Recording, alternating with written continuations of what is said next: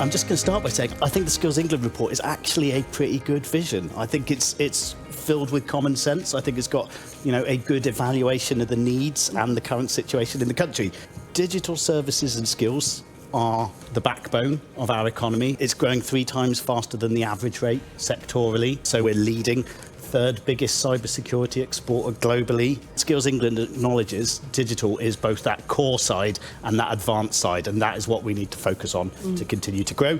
86% have reported that AI is the biggest emerging transformational thing they are dealing with. Skills England has got a key role to really think about what are the priorities. The government hasn't got much funding left in the apprenticeship programme budget. It talks about prioritising some areas over others, and very much, we're expecting to have a focus on the 8 areas in the industrial strategy, plus construction and adult care is where the government is going to put its pound of flesh and put its kind of weight really. And I think they'll be the areas, including digital IT, which is what, one of the reasons we're here today. I'm probably actually going to go more around an LSIP outcome and look at things like employability skills, digital skills, more basic level. I had some really fruitful conversations today around how we can access some of that education opportunity to grow those skills in particular. They become more transferable. They allow people to step into a workplace. From that point, you can springboard them into some of those apprenticeship pathways, some of the higher technical pathways. I think employers see the value in apprenticeships, and particularly with the SMEs. The announcements in Essex will enable us to have a deeper conversation with SMEs. In Essex, we're around about 98% SME, and the rest is larger employers. So the large employers kind of take care of themselves. It's easy to have that conversation because they're much closer to that policy change and decision making. The highest skills shortage that we experience is soft skills and behaviours.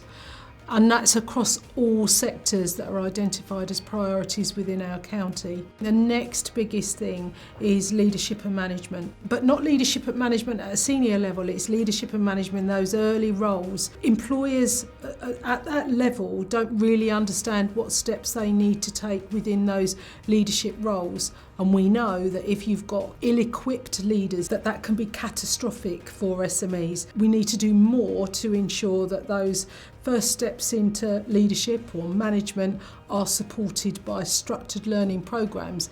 I work with a lot of NHS trusts who might be on temporary contracts, and therefore they can't access the apprenticeship system because their contract of employment is shorter than the duration of the apprenticeship, even though there's a guarantee from their employer that they will, the contract will be renewed. Again, it just means that there are people that are unable to access the system, and they're often the people who need it most.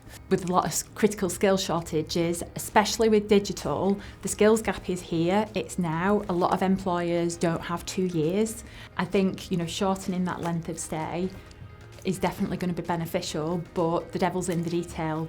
We're yet to find out, what that means. The skills most in demand in the regions I work in, I would describe as critical and enabling. And that covers everything from communication, core digital skills, understanding analytical thinking, problem solving, project management, leadership, you name it, it's the skills that let business be done as a whole. Digital IT, which is what, one of the reasons we're here today, is certainly well placed to benefit from availability of funding, prioritisation, and probably some of the flexibilities we might see with the growth and skills levy that will be coming out possibly later this year or early into next year too. There are still employers that don't really understand apprenticeship provision, so I think it's incumbent on us all as practitioners to ensure that we're taking that message to those employers to enable their organisations to flourish through apprenticeship provision.